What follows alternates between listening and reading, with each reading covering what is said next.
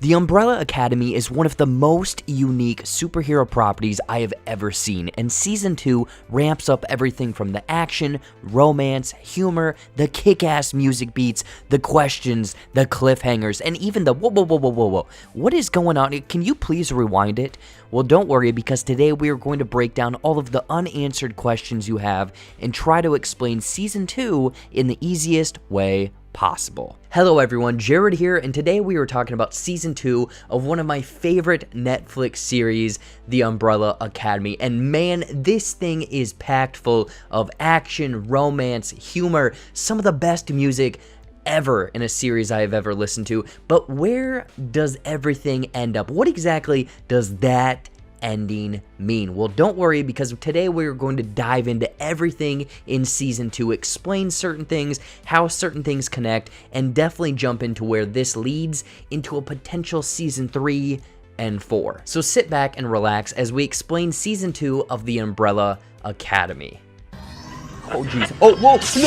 No! Don't stop me, 'cause I'm having a good time, having a good time. So it is safe to say if you're watching this video, then you've watched Season 2 of The Umbrella Academy or completely have disregarded spoilers. If not, here's a quick refresher. The Umbrella Academy Season 2 opens on April 1st, 2019. Talk about the worst April Fool's Day ever, with our characters exploding the moon and the apocalypse is about to destroy the whole planet. Do you remember now? Fortunate enough for the 6 Umbrella members, 5 was able to transport them all back in time, but something goes drastically wrong. Cue up that Maxine Nightingale.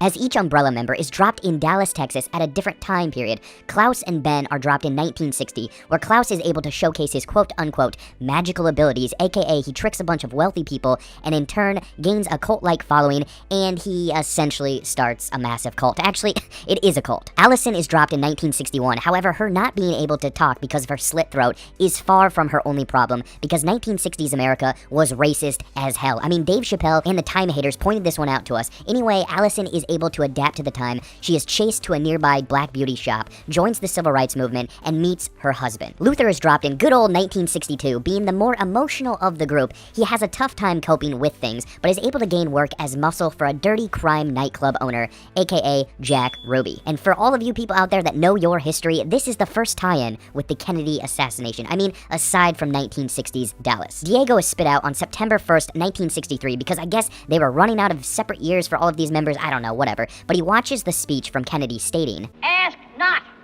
what your country can do for you. Ask what you can do for your country." Which makes him want to go after Lee Harvey Oswald, whom was the man who killed JFK, again another history lesson, or at least that's what the government wants you to think. But as his plan fails, Diego winds up in a mental facility. Vanya is spit out on October 12th, 1963, wearing her white suit and all, but then is struck by a car driven by Sissy and her autistic son, Harlan. Vanya can't remember anything and has amnesia, and essentially becomes Harlan's caretaker, all while developing an intimate relationship with Sissy. Let's be honest, it's because of her poor relationship with her husband. Lastly, 5 is spit out on November 25th, 1963, where essentially nuclear war is taking place as Russia has invaded the United States, with the Umbrella Academy members fighting off those commie bastards. 5 is about to join the fight when Hazel jumps back in time, pulling an Arnold Schwarzenegger. Come with me if you want to live. Transporting 5 back just 10 days, so now he has to try to stop this so-called new apocalypse. As 5 has to round up the Academy crew from all of their new lives, a trio of Swedish brothers who work part-time at IKEA have been sent back by the Commission to stop them at any and all costs, which obviously puts a big wrinkle in their plans. But lucky for them, a conspiracy theorist has been keeping tabs on the members dropping in the back alley throughout the years and notifies them of the Majestic 12, which is a shadowy government network whom one of the members is Sir Reginald Hargreeves. Really, were any of you guys surprised? Lastly, the handler, whom was shot in the head via Season 1, has now recovered because of a metal plate in her head, much like Cousin Eddie from Christmas Vacation, but she has lost her position as the lead handler at the Commission to a man named AJ, who is actually just a fishbowl man with a bowl of fish on his head. I mean, honestly, it's pretty cool. To get her rightful spot back at the head of the Commission, she reveals her daughter, Lila, whom she adopted after her parents were killed by the Commission, but is now a trained assassin who enters the Umbrella group by posing as a crazy person with Diego, later becoming his love interest, of course. A few other things are the fact that Vanya has to save Harlan from a drowning incident, somehow giving him some sort of her powers, the group meeting with Sir Reginald Hargreeves, stating that they are from the future, revealing details about themselves and what time travel is, and that it is actually possible. And all of this should lead us to the final last 2 episodes of Season 2, of course leaving out some of the most action-packed sequences accompanied by some of the most kick-ass tunes. I mean, seriously, Everybody by the Backstreet Boys is in a scene. Just look. Okay, now that we're all caught up on the Umbrella Academy, let's dive into the last couple episodes of this series where some big reveals take place, some weird time elements kind of interfere with things, and you know, some things are going to probably get messed up. Alright, so throughout Season 2, the Umbrella Academy members continue to wonder why the apocalypse has followed them back to the 60s. Sure, they have done some fairly drastic things to change the timeline, like Klaus suggesting that they go eat tacos, but the biggest is the fact that Vanya is captured by the FBI/CIA and is taken to their headquarters for questioning. Her being interrogated, therefore causing her powers to get out of control, exploding the building, scaring off JFK, therefore he never dies, believes that it was the Russian commie bastards behind this attack, declares war, and that's how they all die again in the apocalypse. Oh, keep rolling, keep rolling. Okay, so Diego, Allison, and Klaus have made their way into the building where Vanya is being held. However, none of them are strong enough to make it through her energy barrier, except for Ben, since, surprise, surprise, he is actually already dead. Learning from earlier in the season, he now has the ability to possess people. He jumps into Vanya's mind, trying to ease her. It is a touching moment the two of them have together, reuniting, him filling in Vanya on some of her memories, but also a big reveal that Ben never went towards the light when he died all those years ago because he was scared of dying. But now it is his time. As Vanya's powers are slowly ripping him apart, Ben gives Vanya one last hug and is now off into that big bright light in the sky.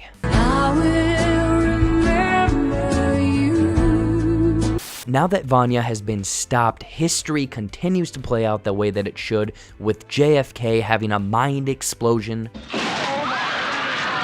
Sorry about that, but everything is apparently going to plan for the Majestic 12 as they all meet at the Tiki Bar from earlier in the season. These quote-unquote men in black are now celebrating, forever proving JFK was all a conspiracy, but Sir Reginald Hargreeves shows up to the party claiming that he had been set up, that these other quote-unquote men in black members lied to him. The head men in black states that this is what everyone wanted. They will be the first to space, the first to the moon, and Reginald Hargreeves can now have the dark side of the moon for all of his research. Hargreeves begins to leave until they threaten to expose what he truly is. Hargreeves, feeling that this is a threat, makes his way back into the room and does the unthinkable. He removes a mask of sorts, revealing the back of his head.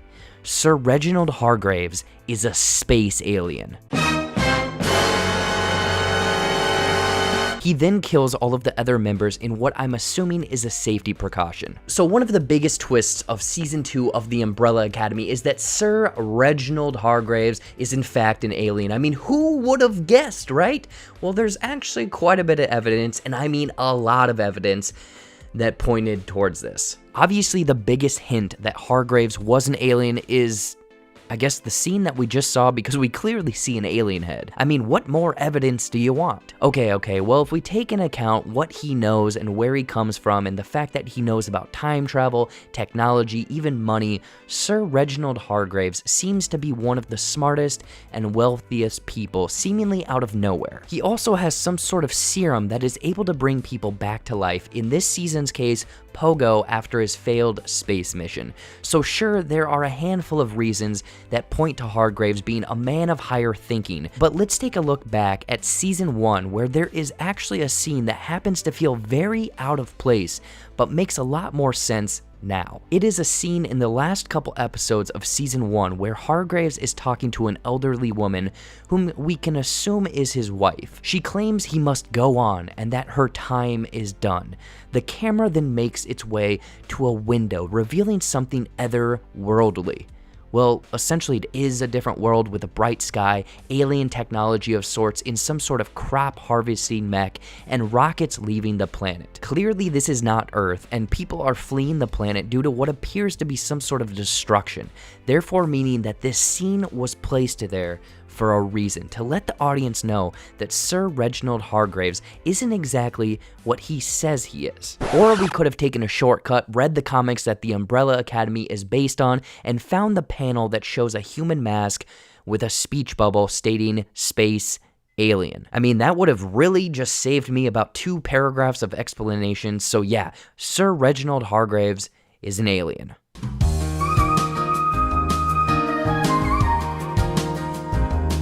Now, while all of this is happening, the handler has gotten her head post at the commission back because, surprise, surprise, she had 5 do her dirty work once again, killing all of the board members, including AJ, aka the Fishman robot dude, who I still think is the coolest of this season. Sure, any commission employee looking at this would think that it's a bit suspicious, but now she wants 5 and the other Umbrella members dead to cover up any and all tracks. She calls all of the agents out of the field because this means war. Vanya now gets visions of Harlan and soon realizes that when she brought him back to life, she also gave him part of her powers, and he does not know how to control it, so essentially now Harlan is a ticking time bomb. The Umbrella crew members pile into the back of a station wagon to go help out the best they can. Sorry, I had to sneak that in somehow. That's what she said. Anyway, they make it to Sissy and Harlan as Vanya slowly makes her way into the force field to console Harlan. A flash can be seen by Klaus, and of course, the handler and Lila have found them. After a brief conversation with 5 and Diego, every single commission agent time hops to their location. They are vastly outnumbered as 5, Diego, and the others take cover, and the commission agents open fire. Do the Umbrella members make it out alive? Find out next week on the Umbrella Academy Season 2, Ending Explained Poorly, Part 2. I'm just f***ing with you. Vanya now bursts out of the barn and blasts back all of the agents to give the other members some time to breathe. However, the unthinkable happens once again. Lila now begins to glow, float up, and have the same powers as Vanya. How can this be? Lila continues doing this with all of the other Umbrella members, from time jumping to super strength to even rumoring it. That's right, Lila is in fact another one of these super powered humans that was born on the same day back in 1989, except her powers are to mimic or essentially copycat anyone else. This is why the handler adopted her all of those years ago, because she knew she was quote unquote special and could be utilized later on when she needed her. These abilities of hers can be seen earlier as well when she's fighting 5 and alongside with the Swedes. As Lila makes minced meat out of the other Umbrella members, she makes her way to 5, swearing that she will get her revenge for her parents because 5 had assassinated them. As the fight continues, the waters become less and less muddled as Lila discovers from 5 that the handler had actually called the hit and that she had come along on the job, which is something she never had done before. The kill order on Lila's parents was all a setup by the handler to get Lila and the powers all for herself. The handler had been manipulating her whole life, only now realizing what she actually is. She is one of the Umbrella members now. So season 2 is filled with lots of twists and turns leading up to a big reveal. I mean, Hargreeves being an alien, Lila being a superpower, almost sister or sibling to them. But let's get into the end where there's the biggest reveal yet. As an emotional scene of them discovering a long-lost sister plays out, the handler just straight up machine guns them all and they're dead. The end.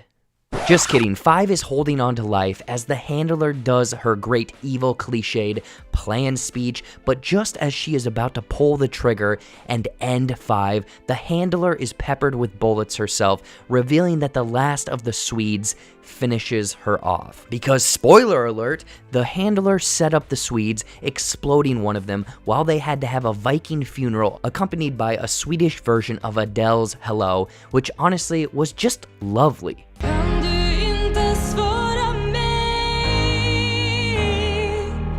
I'm getting off track here. Anyway, the Swede saves the day because the handler had killed his brothers. As 5 barely grasps onto life, he remembers a conversation with Hargreeves earlier in the season about jumping back in time in small intervals rather than years, to try something like seconds or minutes.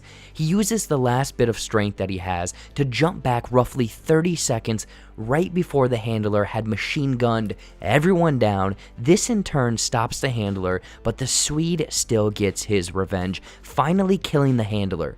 But before they can stop Lila, she grabs the briefcase and time tunnels out of there. Where'd she go? No one knows. The season closes up with all of the family members saying their goodbyes to their past lives, leaving notes and trying to make phone calls, again playing into the historical elements of this time, like Luther trying to call Jack Ruby to persuade him not to kill Lee Harvey Oswald, but obviously he doesn't pick up, or Sissy and Harlan now moving far away from Dallas, crossing a sign that says New Mexico, which is a hint here to the peoples, is a foreshadowing of Area 51 and Roswell, New Mexico. All of the Umbrella members are given a briefcase from the new heads of the commission and now ready to time travel back home. They join hands and are teleported back to the Umbrella Academy. It is now April 2nd, 2019, the day after the apocalypse, and everything looks the way it should. However, something feels off because the picture above the fireplace is no longer that of 5, but rather it is replaced with a picture of Ben. As all of them realize something is off, Sir Reginald Hargreeves gets out of his chair stating, "I knew you'd show up eventually." Wait, hold on. None of this is right. This different picture on the mantle, Hargreeves still alive. What else is going to be different? Well, I guess I spoke too soon when we find out that it is no longer called the Umbrella Academy, but rather the Sparrow Academy. As silhouettes of the Sparrow Academy members make their way on the upstairs balcony, we can see just from the silhouettes that these are not the same members that we grew to love, especially that floaty cube thing. What the hell is that thing? Shocked, the Umbrella Academy members turn around only to reveal a very much alive and now scarred Ben. This is clearly not the same timeline. What did they do wrong? As it perfectly ends with them all saying, so that is season 2 of the Umbrella Academy, with Lila turning out to be a superpowered human being and other things that tied in with the comics. For example, Hargreeves being an alien. But what about that end with the Sparrow Academy? What does it mean? How is Ben alive? Where does this lead into a potential season 3? Well, you know what? We did some research and we got the answers for you. So clearly something is amiss here. After the conclusion of season 2 of the Umbrella Academy, Hargreeves is alive, and from what it appears, a whole different team is at play here in what we are now calling the Sparrow Academy.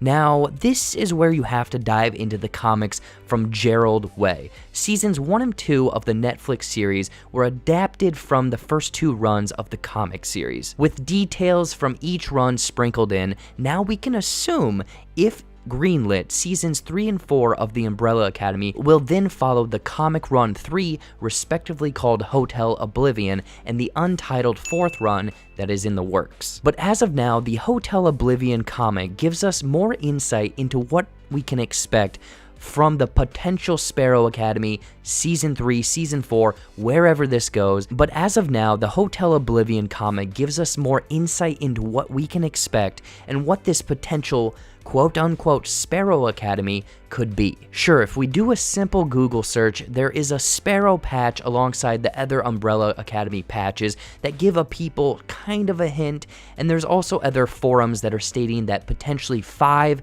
his real name, what he's referred to, is quote-unquote the Sparrow. But if we dive into issue 5 of Hotel Oblivion, a strange woman actually approaches Vanya in Paris, wearing the same Sparrow logo. She then guides Vanya to the mountains of Norway to what appears to be an abandoned factory. Whomever this stranger is tells Vanya that they are going quote-unquote home, and whatever is inside is family. Once they arrive, another mom robot greets them, now saying that the stranger's name is Carla, and even more special people would like to meet Vanya. We get a better glimpse of this so-called Sparrow Academy now in issue number 7 as they show up to save the day, each wearing a red outfit of sorts, again sporting that Sparrow logo. We can assume here that these are in fact another handful of the 43 superhumans that were born that day back in 1989. Another hint that they are siblings is one of them says to Luther, "Lie there, brother," in one of the comic panels. Also, if you need even more evidence these new Sparrow Academy members are the ones at the end of episode 2, look at these comic panels compared to the silhouettes at the end of season 2. I mean, just look at it. It's the same floating cube thingy. These gotta be the same people. These have to be the Sparrow Academy. And at the end of the comic, Luther asks them who they are, with the leader of the group responding, I'm Spartacus. "Nope, wrong clip." I am your father. Definitely not that one either. Seriously, okay, here, look at the comic panel as he responds, "I am number 1." So this means that there are other teams out there of superhumans from the batch of 43 women that gave birth that day.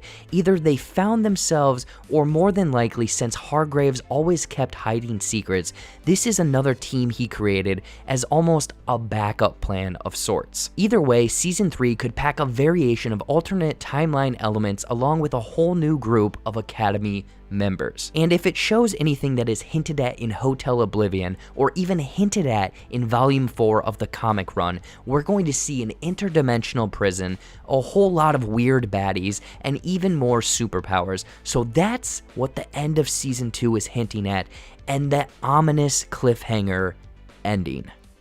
Or it could be none of what I just explained. They veer off the path from the source material, and Netflix and the creators decide to take this show in a completely different path. I mean, either or. So that is it. Season 2 of the Umbrella Academy broken down for you guys, hopefully explained in a somewhat okay manner. But what did you guys think of that ending? Did you see those reveals coming? Are you excited for season 3? What are you still confused on what the hell the Sparrow Academy is? I want to know in the comments down below. Anyways though, as always, thank you so much for watching. Watch some more videos up there or right over there, you know, brand new content every single week here on the JBuck Studios channel. These ending explained poorly videos take a long time and a lot of resources, so please like and comment and share all of that stuff. It really helps me out. Follow all my social media down there, like this video, subscribe to the JBuck Studios channel, and until next time, we'll see you later.